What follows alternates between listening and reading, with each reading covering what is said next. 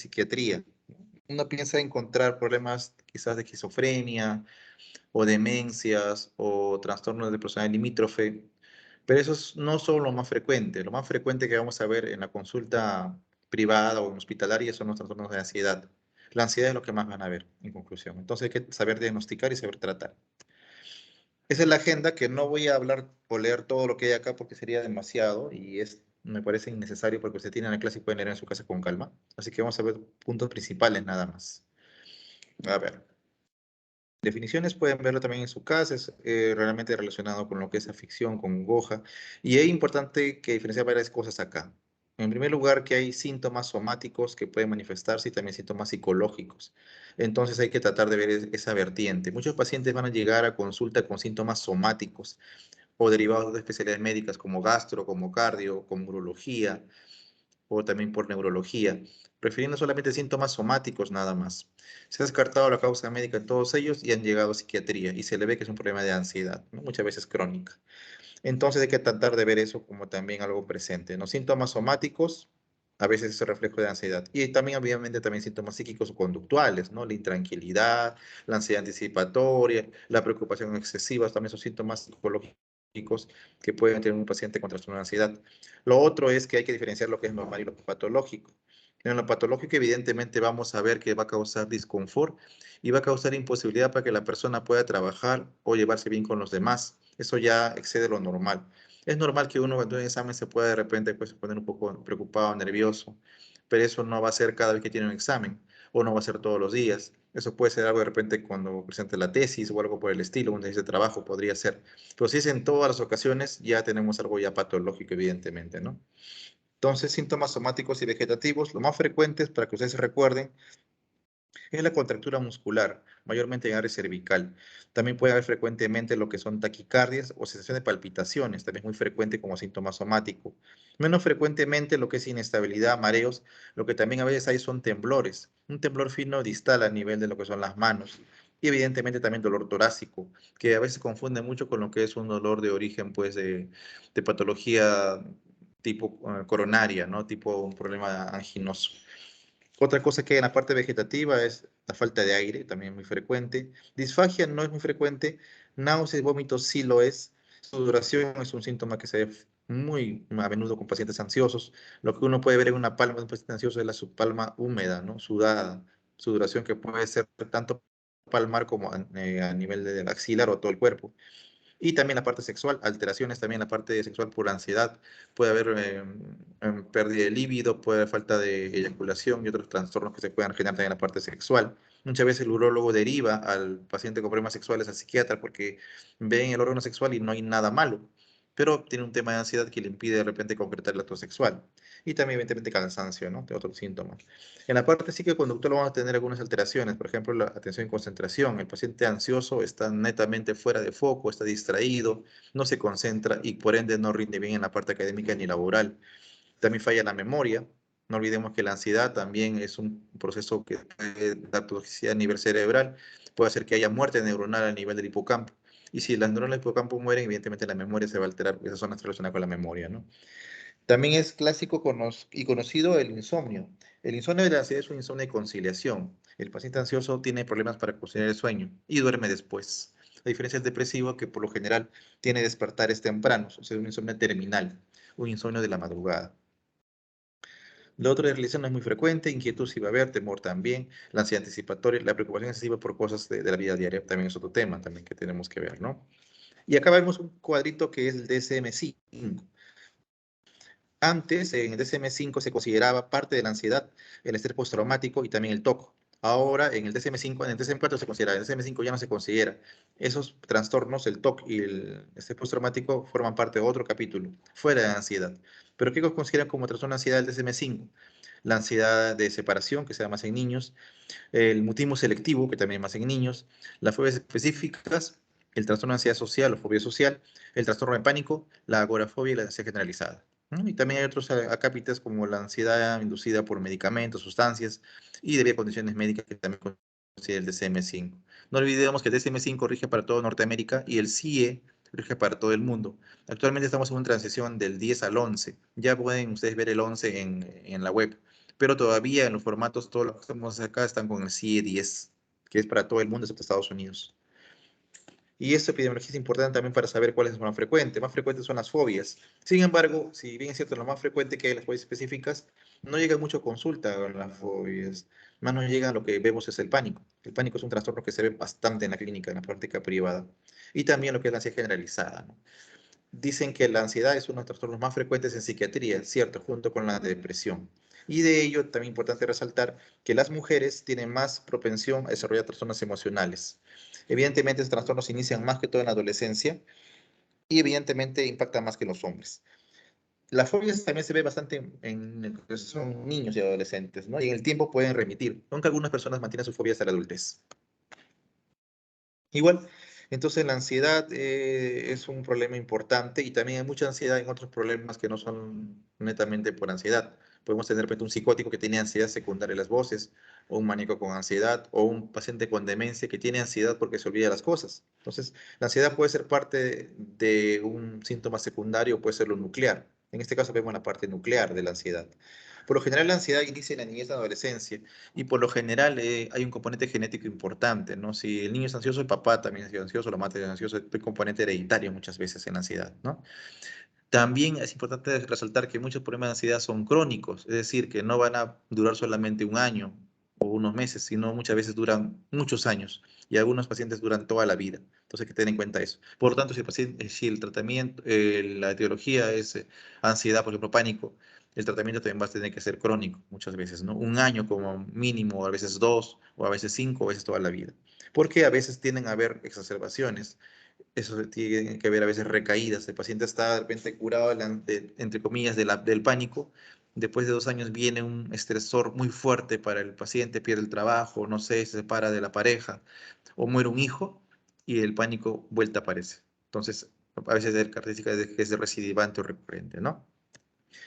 Igual la ansiedad es algo ubicuo, pero algunos dicen que se relaciona también mucho con el estado socioeconómico bajo. Evidentemente va a haber más presión económica, va a haber más preocupación, pero la relación es bastante compleja porque también hay gente de clase alta o acomodada que también tiene ansiedad. Entonces no se puede encasillar la ansiedad a un solo estrato económico o social. También hablan en el factor racial, pues también esto es bastante complejo.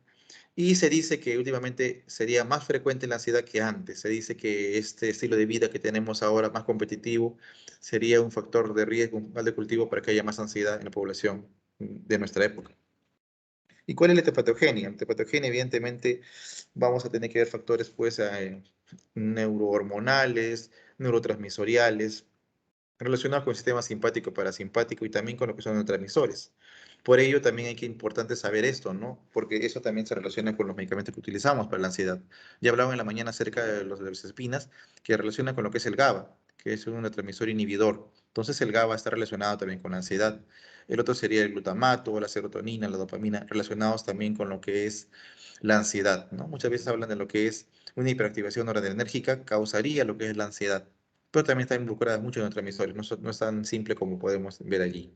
Evidentemente también hay enfermedades médicas que tienen ansiedad y también enfermedades pues, psiquiátricas, ¿no?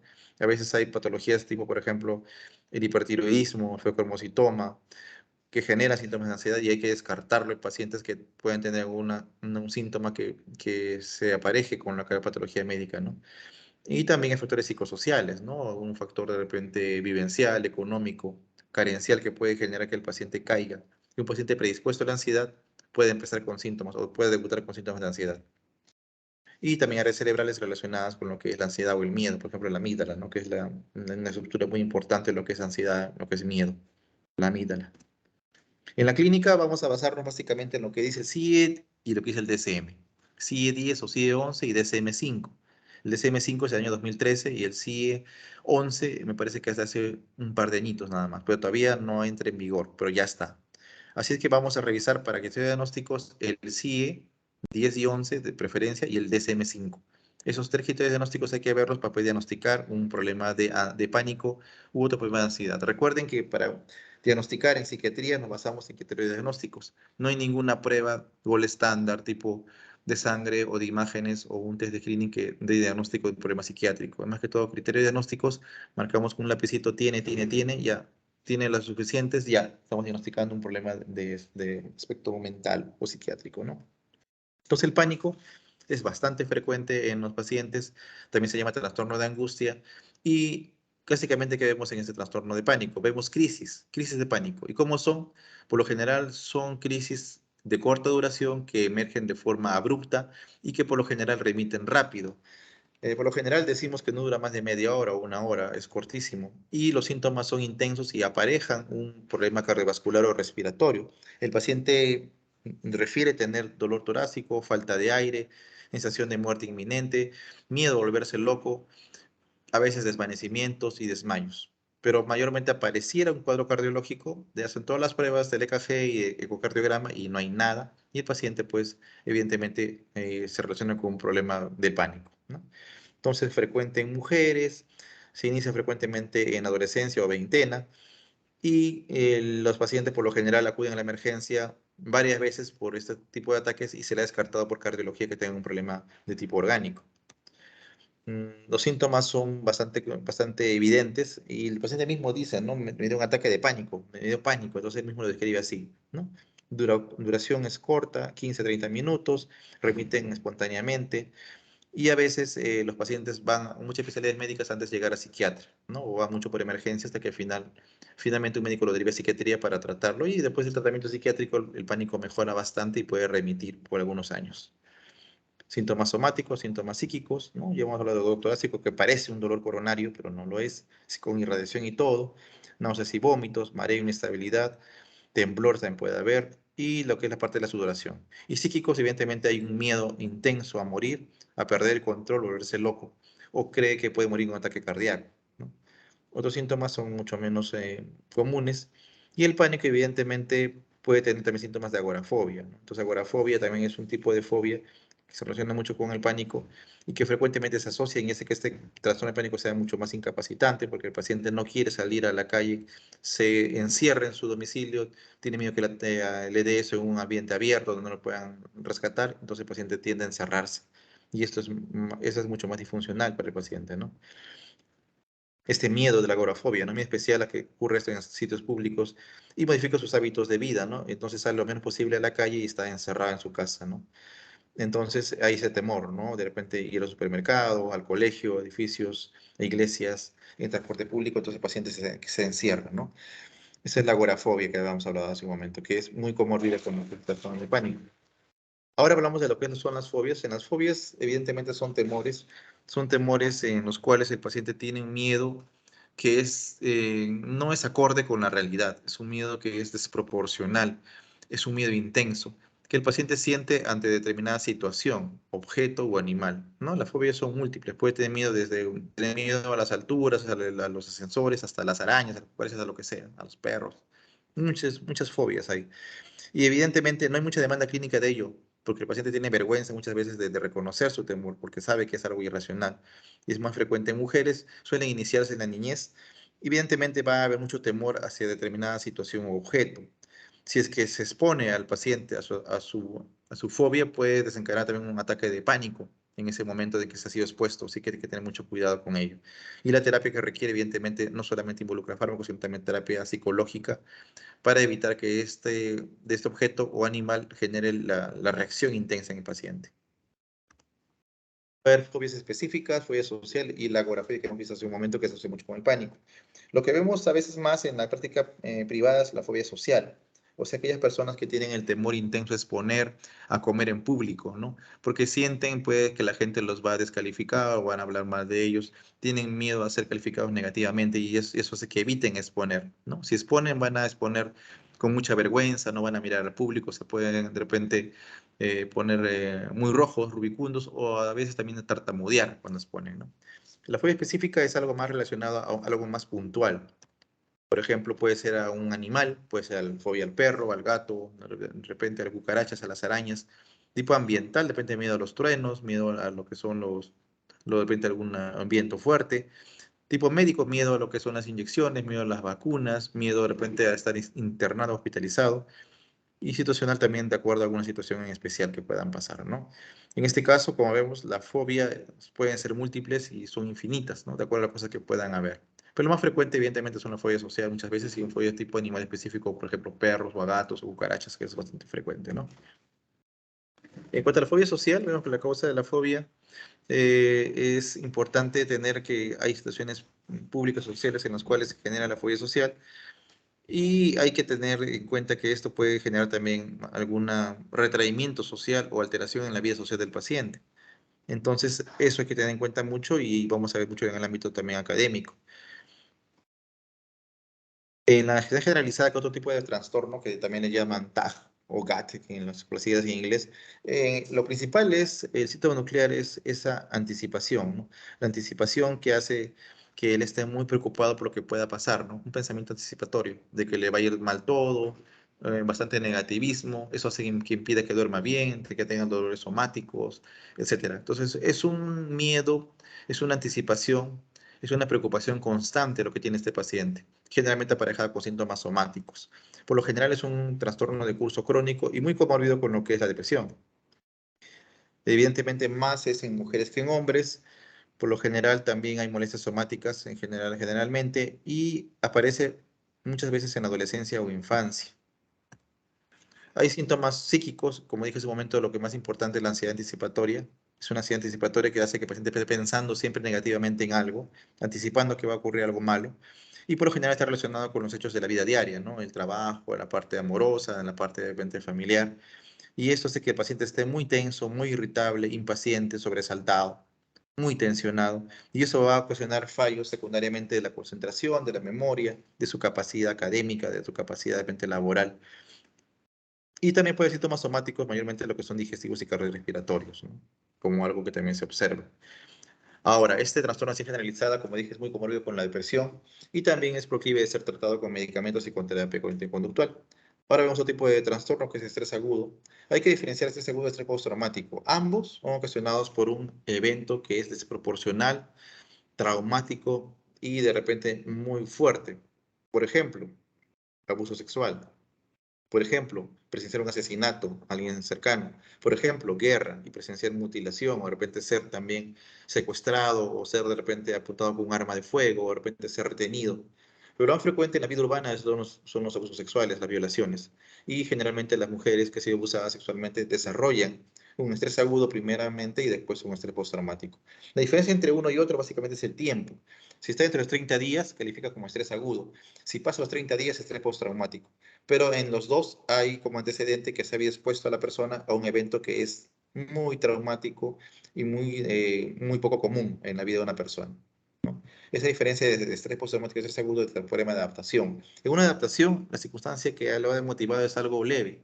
Por ejemplo, rompió con el enamorado, de repente se jaló el curso de psiquiatría, o de repente, no sé, se internaron en un hospital recientemente, o de repente quizás, ¿qué pasó? De repente quizás el trabajo lo han expulsado. Entonces, son situaciones que pueden pasar en la vida cotidiana, pero el hecho que te quieran secuestrar, o que te violen, o que maten a alguien tuyo es una situación que es fuera de lo normal y que es demasiado desbordante.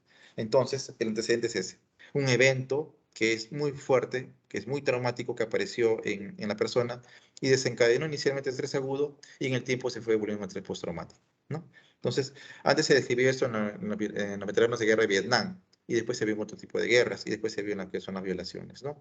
Entonces se va a dar en cuando hay situaciones catastróficas en las cuales peligra la vida y la integridad de la persona, ¿no? Por ejemplo, en la guerra, en los secuestros, de repente un accidente de tránsito intenso en el cual pues vio cómo pues, el conductor murió, o hay gente que está gritando o ensangrentada, también puede ser también frecuente en ese tipo de gente que sobrevive de desastres naturales también, terremotos, algún cataclismo, o también un accidente de tránsito, ¿no? O secuestro, o también incendios también cuando ven que ha sido quemado alguien. Todas situaciones en las cuales son catástrofes y ponen en riesgo la vida de la persona o de su integridad, pueden generar un estrés postraumático o un estrés agudo inicialmente, ¿no? Entonces vamos a ver qué factores que hay predisponentes. Evidentemente hay factores, hay personas que tienen una capacidad de resiliencia alta. Esto quiere decir que, digamos, ponemos a dos personas, digamos dos alumnas de este grupo, igual edad, ¿no? Igual procedencia, y ambas las violan. A una de repente puede ser estrés postraumático, de repente a la otra no. De repente a la otra desarrolla un estrés agudo y en el tiempo logra superar la violación y no pasa nada. Pero a otra que quizá tenía mayor carga genética para hacer ansiedad o ser postraumático, desarrollará la enfermedad y hará todas las complicaciones que se va a ver posteriormente. Entonces, no toda persona que ha sido abusada sexualmente o no toda persona que ha sido secuestrada va a desarrollar estrés postraumático. Eso también tiene que tener en claro. Solamente algunas lo van a desarrollar. Bueno, estrés agudo es la parte inicial de todo esto, se expone a la evidencia catastrófica y puede haber síntomas, ¿no? Los síntomas duran menos de un mes clásicamente. Si pasan del mes ya no es estrés agudo, sino estrés postraumático, ¿no? Y puede haber síntomas conductuales, somáticos y disociativos, ¿no? Por lo general, lo que se ha visto mucho es la hiperactivación autonómica. El paciente está muy tenso, muy irritable, aturdido, embotado afectivamente. Y lo que más se recuerda, o que lo más se ve son los flashbacks, ¿no? O sea, el paciente recuerda el hecho traumático y lo revive constantemente aún despierto. También se ven mucho las pesadillas sobre el hecho traumático. Y hace que el paciente poco a poco se vaya retrayendo, ¿no? Se vaya retrayendo por temor a ser nuevamente víctima del abuso sexual o de la agresión. Entonces es un proceso que es bastante crónico por lo general y que genera eso, ¿no? Hiperactivación autonómica, mucha ansiedad, irritabilidad, las pesadillas, los flashbacks y a veces se va a relacionar también con consumo de sustancias como alcohol o drogas. Entonces, el estrés postraumático es una respuesta más tardía, que dura mucho más, es más crónico que el estrés agudo y puede a veces aparecer después de un estrés agudo o puede que no también. Pero el estrés postraumático tiende a ser de naturaleza crónica. Y hay factores de mal pronóstico, por ejemplo, que tengan otros problemas psiquiátricos, que tengan problemas de personalidad, que tengan un problema de abuso de drogas o alcohol, que tengan inteligencia baja y que no tengan un buen soporte familiar o social. Lo básicamente que hay en estrés postraumático es el recuerdo excesiva del hecho traumático. Uno recuerda la violación constantemente y la vivencia tanto despierto y también sueña con la vivencia como una pesadilla. Evita todo estímulo que recuerde el evento traumático.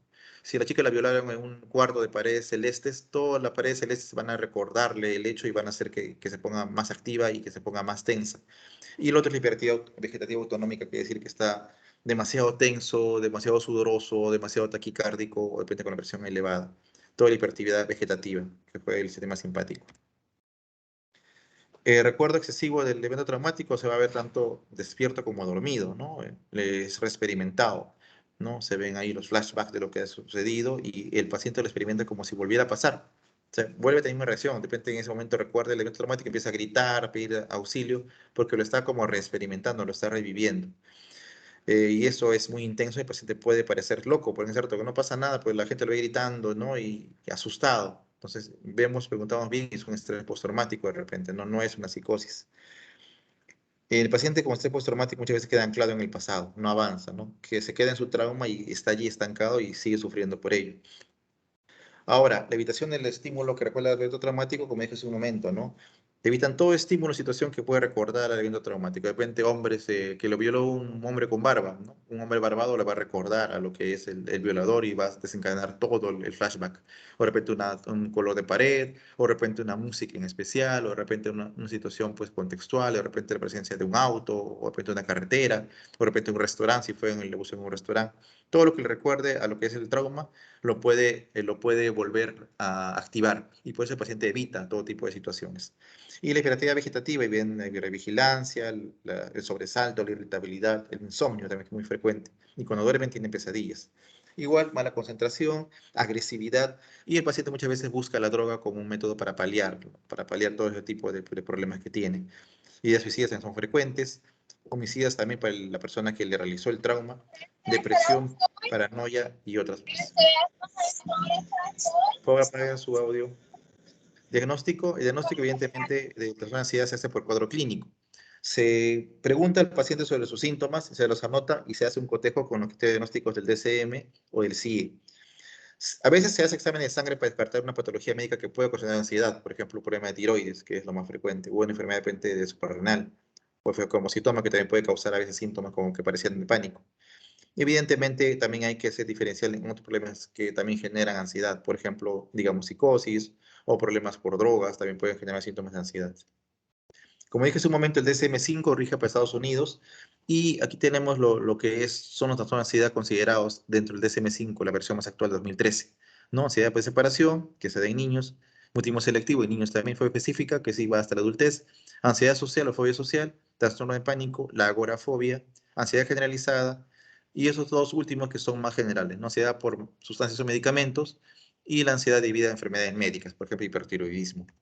El CIE, que está en transición entre el 10 y el 11, vamos a ver que hay algunas variaciones o diferencias, ¿no? Por ejemplo, en el CIE 10 vemos un esquema totalmente diferente del CIE-11. El CIE-11 trata más de parecerse a lo que es el DSM-5, como ustedes pueden ver, que es bien parecido al DSM-5, casi idéntico, ¿no? Y en el CIE-10 es diferente, ¿no?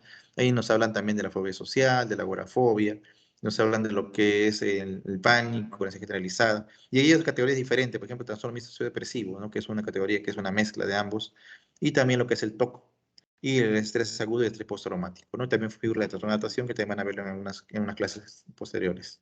Entonces vemos que el CIE-11 se perfila muy parecido al DSM-5, el CIE es más para lo que es el mundo, excepto Estados Unidos, y el DSM es más para Estados Unidos. Como vemos, es criterio de diagnósticos. Hay que revisar los criterios diagnósticos de cada una de las patologías y vamos a ver si cumple o no cumple el criterio.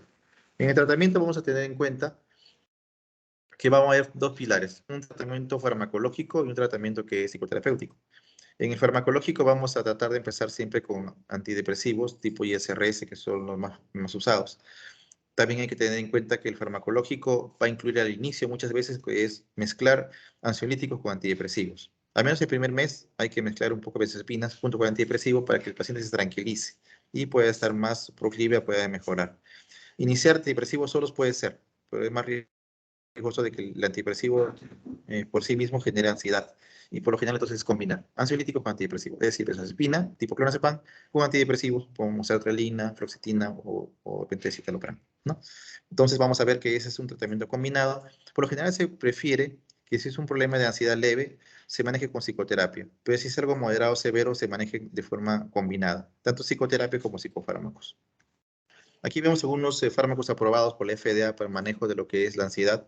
Vemos ahí los ISRS a la cabeza con fluoxetina, sertralina, citalopram, paroxetina y fluvoxamina. Lo más usado, como dije hace un momento, es la fluoxetina, la sertralina y el citalopram, ¿no? Que son los medicamentos más usados, pero todos son eficaces para la ansiedad, ¿no? Ahí vemos la dosis terapéutica, puede bastar 20 miligramos de fluoxetina o 50 de sertralina, o puede llegar también a dosis tope.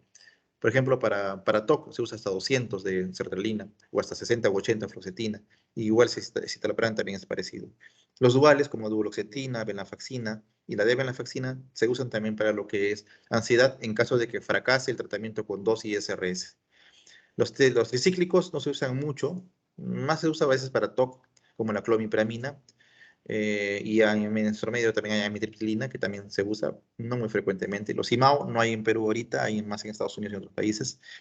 La mirtazapina, que es un antidepresivo también que se usa, más para depresión que para ansiedad, pues también se puede utilizar. Y otros fármacos que se usan también son, por ejemplo, los GABAérgicos como tipo pregabalina y gabapentina, que están aprobados para su uso en lo que es ansiedad generalizada, por ejemplo, pregabalina, ¿no? Que son también utilizados y tienen cierta eficacia para la ansiedad. También obviamente podemos usar las benzodiazepinas como clonazepam, alprazolam, que son los más utilizados. Diazepam también en caso de crisis por vía no venosa. Antipsicóticos tipo olanzapina, quetiapina, se pueden utilizar en caso de ansiedad refractaria, pero no es la idea usar mucho antipsicótico, salvo que sea al final con un refractario. Propranolol en caso también de refractariedad o de fobia social.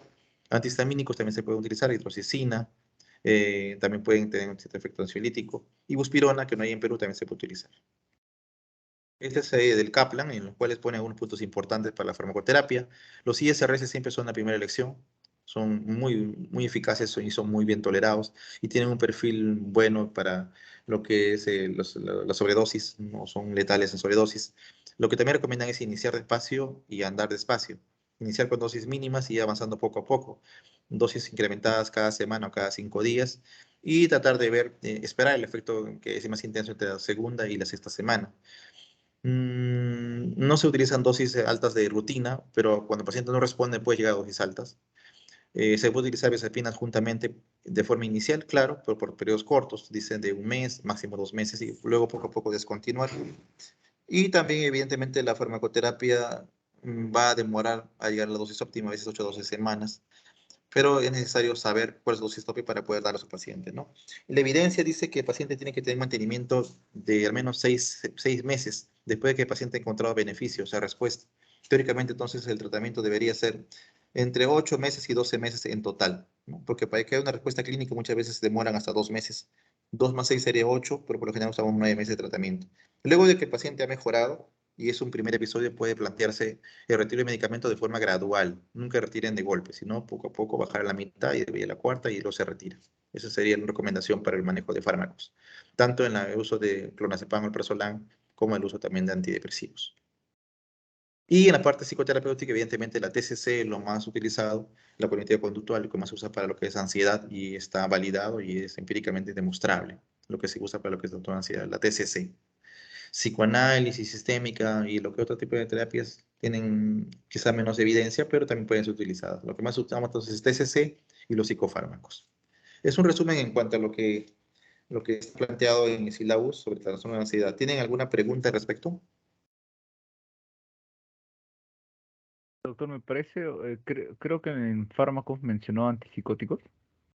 Como una última estrategia, no se usa de forma rutinaria, se puede utilizar, pero como te digo, es al final. Cuando ha fracasado ya dosis, mira, lo primero que hace es un ISRS. Fracasa el ISRS a dosis óptima, cambias a otro ISRS. Fracasa el segundo ISRS a dosis óptimas, vas a un dual. Fracasa tu dual, ya puedes pensar en aumentar. Aumentas un antipsicótico probablemente. Pero como te digo, es una estrategia ya de cuarta, quinta línea. Se puede utilizar, pero sería un caso muy refractario para ese tipo de situaciones, ¿no? Sí, porque, doctora, en el pretest había una pregunta acerca del tratamiento de la ansiedad y mencionaba, Principalmente decía. Claro, o ah, sea, ya. tú tienes que diferenciar cuando dice principalmente y algo que es excepcional. Si habla principalmente es lo más común. Lo más común es mezclar un antidepresivo con un ansiolítico, ¿no? ¿Alguna otra pregunta?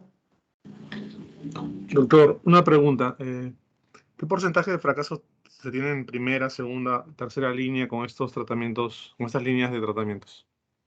Algunos hablan de que la responden en la mitad de pacientes a tanto un esquema antidepresivo. Otros hablan de un tercio.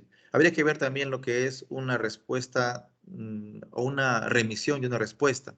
Cuando hay una remisión es que casi todos los síntomas se han ido y una parcial es que algunos síntomas están quedando en el paciente. Por lo general, se espera que la mitad de los pacientes remitan los síntomas con el tratamiento y que un tercio y la otra mitad no remita. Entonces, cambiamos un segundo esquema y una cuarta de estos pacientes va a remitir y va a haber una cuarta final que no va a remitir y va a quedar con síntomas residuales. Entonces, la idea es que este tipo de porcentaje sea el menor posible, pero sí hay una tasa alta de que no responden y va a requerir de repente dosis muy altas o de repente potenciar con otro tipo de medicamentos. Y obviamente terapia psicológica, ¿no? Hay gente que prefiere no usar fármacos y solamente terapia psicológica. En este caso, si está bien llevada la terapia psicológica, puede ser también muy eficaz. Por lo general, aparejada y igual eficacia que los fármacos. Si está bien llevada, puede ser igual de eficacia la psicoterapia con los fármacos. Pero si no lo hace un profesional que está bien capacitado, evidentemente la tasa de respuesta va a ser menor. Pero si comparamos eficacia de psicoterapia y psicofármacos, van por ahí. Van por ahí. Los fármacos no son tan superiores a la psicoterapia. Igual hay que tener en cuenta que puede haber falta de respuesta y hay que ver también factores diferentes. Por ejemplo, el factor que el paciente no toma las medicinas o se olvida del medicamento, también un factor importante. O de repente la medicina es muy cara, el paciente no puede comprarlo, entonces también deja de tomarlo. O de repente el paciente se sintió mejor tras un mes y dejó la medicina, otro factor también importante. O de repente el paciente le dijeron que tome uno, toma solamente la mitad, otro factor importante. Entonces son muchos factores que hay que ver. Ahora, si el paciente con sertralina, digamos 50, no funciona, subes a 100, no funciona, llegas hasta 200, no funciona, allí tienes que ver el tiempo de que ha tomado el paciente el medicamento. Pues de repente tomó la sertralina una semana y no funcionó, eso no está bien. De repente hay que esperar de repente el mes, o de repente hasta los 2 meses que no hay respuesta para recién subir dosis. Otros son más agresivos, ¿no? No mejoren una semana, 2 semanas con 50, ya hace una semana estoy subiendo ya a 100. Ya en un mes no mejora con 100, ya estoy subiendo ya a 150. Ya llego los 2 meses con dosis tope. Y si en dosis tope, en 2 meses no mejora el paciente, evidentemente pues está pasando algo. He diagnosticado mal o el paciente refractario. Entonces en ese caso, roto a otro antidepresivo. Paso de sertralina a fluoxetina o paso de citalopram de repente, ¿no? Igualito esquema. Manejo mi subida de dosis y todo y no mejora, ya pasó un dual, venlafaxina o duloxetina. Igual, ya no mejora, ya pienso entonces asociar, ¿no? De repente, pues el dual con un ISRS o el dual ISRS con un antipsicótico, eso es lo que tendría que considerar. Y eso ya es más individualizado, ¿no? Pero por lo general, pacientes te van a responder con tu ISRS inicial, ¿eh? Con Sertra, con Cetina te van a ir bien, o ya con escitalopram te van a ir bastante bien. Entonces sería una cuestión de ir viendo, ¿no? Por ejemplo, un esquema que puedes tener tú para manejar ansiedad puede ser sertralina, ¿no? Uno en la mañana de 50 miligramos, tranquilo, vas con eso, y el paciente va a ir mejorando al cabo de 15 días o 30 días, va a estar mucho mejor. Asociado con un clonazepam en la noche, si tiene insomnio, de 0,5 miligramos la mitad, y lo vas viendo cómo va en los 15 y 30 días. Al mes dice, doctor, yo estoy mejor. ¿Y cuánto? Pues 50% mejor. Ya, pues puedes subir un poco la batería un poquito más a 100 y vas poco a poco quitándole el clonazepam para que quede solamente con el ISRS. Ves al cabo de 2 meses que ya el paciente ya está chévere, continúas nada más. Si el paciente dice, ¿sabes qué, doctor? No estoy bien, ya pues será motivo para que lo refieras a psiquiatría o que aconsejes de repente que también lleve con psicoterapia con un psicólogo bien entrenado, ¿no? Pero un esquema así fácil sería eso, ¿no? O de repente fluoxetina, ¿no? Una en la mañana, solamente una, y clona en la noche de mitad de 0.5. Y vas titulando. El clona, de repente 0.5 no le basta, de repente es muy poco. Puedes ir dándole 1 miligramo, 1.5, 2 miligramos. Hasta ahí te quedas. Si ves que requiere más de 2 miligramos, ya sabes que mejor refiero a psiquiatría. Porque ya el manejo ya es un poco más complejo, ¿no? Más de 2 miligramos ya de repente había un grado de tolerancia al medicamento. ¿Y por qué tolerancia? De repente hay alcoholismo, consumo de drogas, de repente ha tomado antes eso ya de forma libre el paciente y no te lo ha dicho. Entonces algo sucede, ¿no? Para que requiera dosis más altas que lo que requiere una persona, pues, habitualmente virgen en medicamentos, ¿no? Eso podría ser una recomendación para manejo de ansiedad. Para depresión el tratamiento es bastante igual, parejo, por no decir igual. Mismos medicamentos, mismo ansiolítico asociado, porque para ansiedad y depresión el tratamiento es bastante parecido. ISRS y benzodiazepinas. El manejo es parecido. ¿Alguna otra pregunta? Doctor, sí, en Sí, escucho. relación al estrés postraumático, ¿cuál fue la razón por la cual ya no se considera parte del DSM? En el DSM-5 no se considera parte de Lo han los sacado trastornos de porque ellos ansiedad. consideran que eso relacionado con el trauma deben ser parte de otro tipo de patología. O sea, si bien es cierto, la ansiedad forma parte del ser postraumático, ellos consideran que el trauma en sí genera un factor etiológico diferente. Entonces, pues, lo consideran por eso aparte. Entonces, los traumas consideran esa parte, el agudo con el estrés postraumático como algo, porque la etiología sería diferente, relacionada a algo pues catastrófico. Si bien es cierto, el síntoma de ansiedad sí, pero no sería el nuclear. Igual sería con el TOC, ¿no? Porque hay síntomas diferentes. En cambio, pánico, ansiedad generalizada y lo que es las fobias sí compartirían el núcleo que es la parte de ansiedad netamente, ¿no? Por eso sacarían a lo que es tanto el TOC como el estrés postraumático de los trastornos de ansiedad netamente estudiados por el DSM-5. Más que todo por la etiología, por el origen de lo que son los síntomas de estrés postraumático, ¿no? ¿Alguna otra pregunta? Doctor, ¿habría una diferencia entre lo que es el trastorno de pánico y el ataque de pánico? El ataque de pánico es la crisis en sí. O sea, por ejemplo, tú vienes a la emergencia, tienes los síntomas, ¿no? Dolor torácico, la hormigueo en las manos, sensación de muerte, y tienes esa crisis de pánico, ese ataque de pánico, es solamente uno. Pues ser el trastorno de pánico quiere decir que han habido repetidos crisis de pánico, ¿me entiendes? O sea, la crisis es lo que tuviste tú en la emergencia, ese episodio, ese es tu crisis de pánico, esa crisis de pánico. ¿Ya? O crisis de angustia.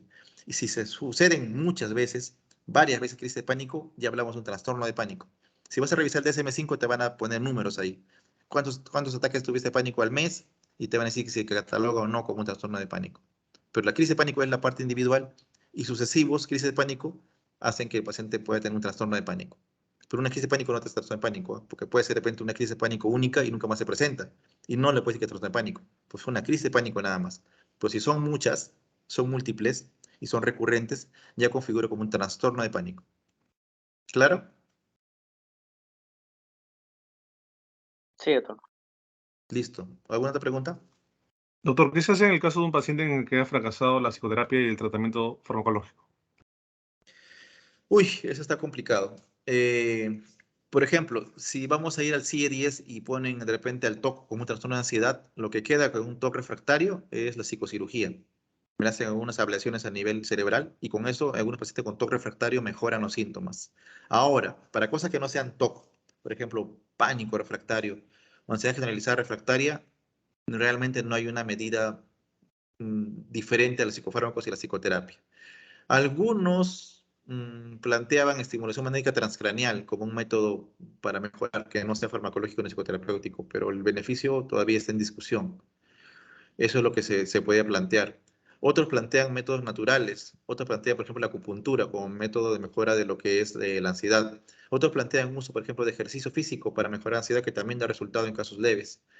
Otros también plantean uso de yoga o meditación para mejorar la ansiedad, que también tiene resultados en casos leves a moderados. O sea, hay varios modos de poder mejorar lo que es la ansiedad, pero cuando son formas muy severas, esas formas alternativas como yoga, meditación, acupuntura, remedios naturales, quedan cortos y al final nos quedamos sin mayor estrategia, más que los psicofármacos y la psicoterapia.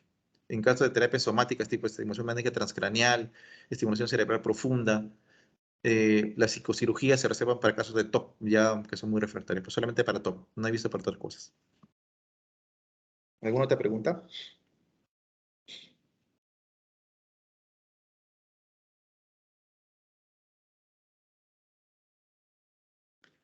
Muy bien, el examen final, como le dije, va a ser eso, no va a ser un caso clínico. Vamos a tratar de observar un caso clínico, vamos a tratar más que todo de acopiar los síntomas clínicos, hacer un diagnóstico sindrómico, un diagnóstico presuntivo y hacer un plan de tratamiento. Y estamos viendo más o menos cómo manejar los fármacos, más o menos cómo diagnosticar. Es importante que ustedes repasen la clase de las diapositivas, todo lo que hay en la clase, y también lean por su cuenta los criterios diagnósticos, tanto del DSM-5 como del CIE-10 y el CIE-11. Si ustedes leen todos los criterios diagnósticos, evidentemente van a diagnosticar bien, porque esa es la base para diagnosticar un problema, ¿no? A veces uno por la práctica ya se lo saca más rápido, pero ustedes tienen que leerlo. Tienen que leerlo y ahí van a tener el diagnóstico claro. Y de ahí va a pasar a lo que es tratamiento farmacológico y psicoterapéutico. Si quieren tener farmacológico adecuado, tienen que buscar guías clínicas, ¿no? Hay guías clínicas de la APA, de la Asociación Psiquiátrica Americana, y también guías clínicas de la NICE, que son las principales guías clínicas del mundo, que también hay para depresión, ansiedad y para todos los trastornos psiquiátricos y también no psiquiátricos, que sería bueno que ustedes tengan en consideración las guías clínicas. También hay guías clínicas de lo que es la sociedad, en la Federación Mundial de Psiquiatría Biológica, también hay guías clínicas de manejo farmacológico para problemas psiquiátricos, también pueden buscarlas. Guías canadienses, hay guías chilenas también de trastornos de tratamiento de problemas mentales. También guías peruanas, pero no son muy recomendables, también pueden leerlas si desean. Y eso es lo que ustedes tienen que hacer, ¿no? Buscar más que todo guías clínicas para ver el manejo, para el tratamiento farmacológico, psicoterapéutico, y buscar para el diagnóstico el DSM-5 y el CIE-10 y el CIE-11. Listo, chicos, vamos a dejarlo acá la clase. En el curso del día voy a dejar la tarea, que es el caso clínico el día de hoy, ya le pasé al delegado las fotos de la historia clínica para que puedan tener un reparo que sea menor de lo que tienen que llenar. Y hay que armar la historia clínica para el fin de semana, poder mandarlo por vía Teams. ¿Ok? ¿Alguna pregunta final? Sí, doctor, una pregunta. En relación al uso de las benzodiazepinas, ¿es cierto, doctor, que se usan las benzodiazepinas porque los inhibidores de recaptación de serotonina son lentos en actuar? ¿O es que es una terapia, digamos, que van ambas de la mano? A ver, te explico. Mira, hay varias razones. Uno, la benzodiazepina es rápida en actuar, actúa rapidísimo. Tomas hoy día, la ansiedad se va a reducir bastante y es muy buena. ¿El problema cuál es? Así como actúa rápido, también a veces hay problemas como tipo de dependencia. O sea, si lo usas mucho tiempo, tiene más riesgo de que puedas ser dependiente de benzodiazepina. Por lo tanto, es aconsejable tomarlo sí, pero por tiempos no muy largos. Ahora, el ISRS se actúa lentamente, actúa en 2 semanas, 4 semanas, sí. Y aparte de que actúa lento, ese efecto del ISRS que te digo es seguro. O sea, si tú no seas ISRS meses, no hay problema de dependencia, no lo va a haber, absolutamente seguro de eso. Entonces, por eso lo combinas aprovechando el efecto rápido de la benzodiazepina y sabiendo que el ISR se va a demorar, esa combinación es la perfecta. Otra razón, algunos ISRS como fluoxetina son muy activadores, entonces son ansiógenos. O sea, te van a mejorar la depresión bien, te van a mejorar la ansiedad bien, pero los primeros días que tomas vas a sentir un poco de nerviosismo, ansiedad y a veces insomnio. En este caso, por este segundo motivo, es bueno acompañarlo con un ansiolítico tipo de benzodiazepina, para que en todo caso, si el antidepresivo es ansiogénico como fluoxetina, no genere más ansiedad en un paciente que tiene ansiedad. Por eso es recomendable. Tanto por la lentitud de actuar del ICRS o como también que puede generar ansiedad el antidepresivo inicialmente. Esos son los motivos por los cuales es una buena práctica acompañar siempre el ISRS con la benzodiazepina, al menos el primer mes, y de ahí poco a poco ya retirarlo, ¿no? Igual también va con los duales, ¿no? El dual también a veces es muy ansiogénico. Digamos la venlafaxina, muy buen antidepresivo, pero a veces da un poco de ansiedad o de insomnio. Entonces, en ese caso, el acompañante que es el clonazepam o el prazolam mitiga esa ansiedad generada por el fármaco, ¿no? Esa sería la respuesta. Gracias, doctor. Muy bien, chicos, si no más preguntas, lo dejamos allí. y nos veremos conmigo ya la próxima semana. Y también la tarea, por favor, hay que entregarla en lo máximo plazo del domingo 8 de la noche. Nada más por hoy, cuídense mucho, hasta luego. Muchas gracias, doctor.